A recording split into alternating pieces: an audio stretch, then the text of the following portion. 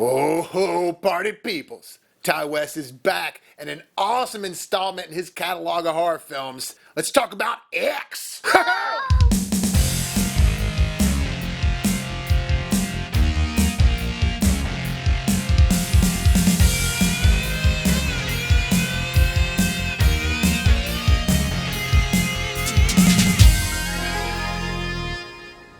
What up, guys? Bobo here with BrassReel Brothers. Thanks for coming back for some more popcorns. Real quick, if you haven't done so already, why don't you go ahead and hit that subscribe button and the like button. Well, I saw X last night. Not to be confused with Malcolm X, which is a great movie, but this is just called X. Directed by Ty West, starring Mia Goth, Brittany Snow, Jenna Ortega, who's blowing up right now, Kid Cudi, who was surprisingly great in this movie, and Martin Henderson. Yeah, there's more people in the movie than that, but these are the people that they focus on for the most part. Now, I don't want to tell you too much about this movie because it's one of those movies that you think you know what it's about when you're going into it, and it is kind of about that, but it turns out to be about something else. So Ty West is a director that's been around for a little while now, and he was kind of a part of that up-and-coming horror group of directors that was coming out a while back in the early 2000s. He's done some recent movies like Sacrament, which was pretty good. I enjoyed that one, but not as much as I enjoyed his past ones like House of the Devil and Innkeepers, which are his most notable ones. He also did that video game Until Dawn, which has got like Rami Malek and Hayden Panettiere and some other famous actors and actresses in it. That's literally a slasher horror game. Side note, if you haven't played Until Dawn and you have a PlayStation, you can invite some friends over and play that, and one person can have the controller, but you guys can all play it together. You just have to see what I mean when you play this game, but it's really fun, and it's scary, and it's a slasher video game.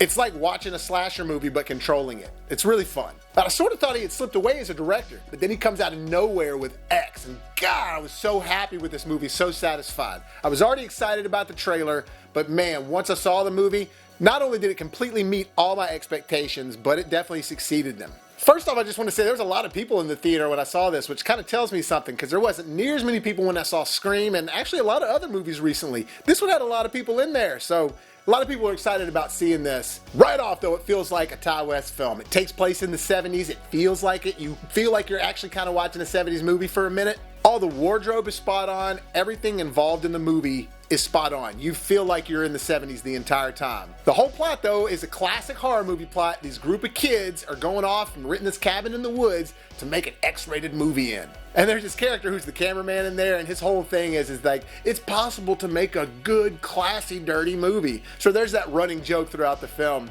The story can't just change midway through. And when I say it feels like a Ty West movie, all of his movies have this way of getting you to know the characters really well and then sort of implementing the horror after you've gotten attached to the characters. It's not that stereotypical formula like Scream or any other slasher, Friday the 13th, Halloween, Freddy, any of that stuff, where there's a kill every few minutes just to kind of keep you on your toes, and then there's some alleviation sometimes. You get some relaxing times where there's some conversational moments and some jokes, and then another kill comes in, stuff like that. Ty West movies focus on the characters, focus on the situation, put you in it, and of course there's some creepy things happening here and there, but nothing is like a person getting killed and then, oh, let's go back to the party, and then a person getting killed, oh, let's go back to this. It's like once his things take off in the movie, it takes off and it keeps going until it's over. Kind of like the way it would happen in real life, you know, like in Texas Chainsaw Massacre. Once it takes off and hits, it never stops and never lets up. And I just believe that more, and I feel it more when it happens. Yeah, most of his movies so far, you get about an hour through it without anything truly terrifying happening. But man, once it does, it's that much more terrifying, and it's real. He focuses on his kills and everything that happens in his movies. He focuses on them feeling real. Not some elaborate kill scene that's like, you know, oh, how are we gonna do it this time? It's very real. And to me, the mixture of that and the way he lets you get involved with these characters before anything scary happens, to me that's the genius of his filmmaking and why his films work so well, and why every time I rewatch them, they still hit.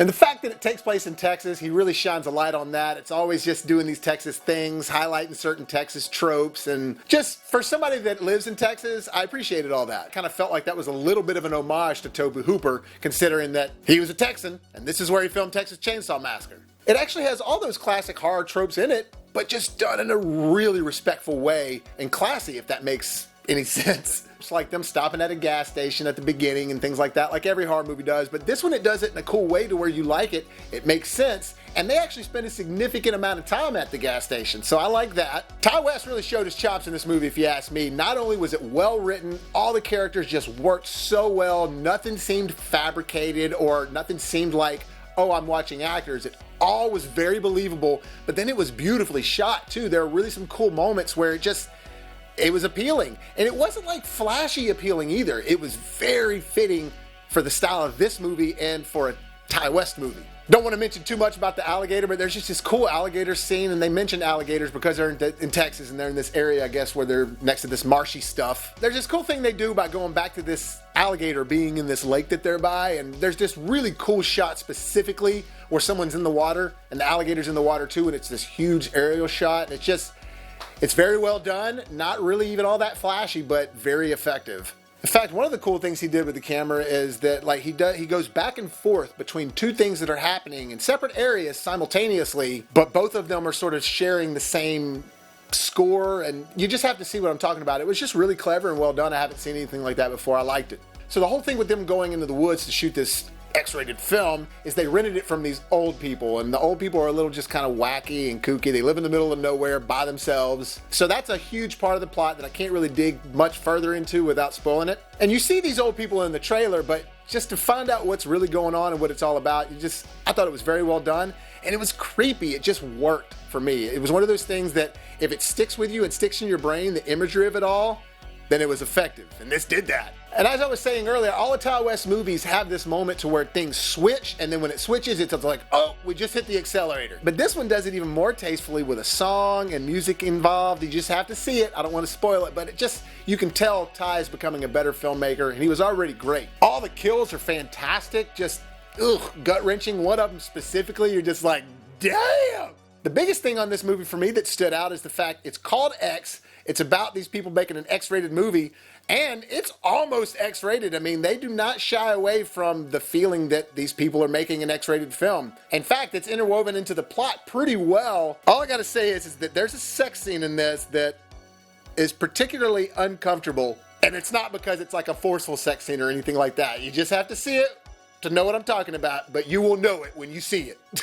Look, if you're looking for an awesome new, just that old school 70s style grindhouse feeling horror film, go see X. I'm telling you, you will love it. Go see it in the theater because there will be other people there for sure. And definitely stay for the post-credit scene. There is something at the very end of the credits. I'm talking about when the credits go down fully. I'm not going to say any more because I want you to be surprised when you watch it, but stay. X, directed by Ty West, I give it an A+. Yeah, that's right. I thought it was badass and it was dead on. Awesome job, Ty West, and awesome job to everybody who was a part of it. That'll do it for this from you guys. Thank you so much for clicking on this video. And remember to keep your eyes out for my short that my partner Andrew and I are doing, Late Court. Got the trailer right here on the channel. And if you haven't done so already, hit that subscribe button so you can help us make it to the top.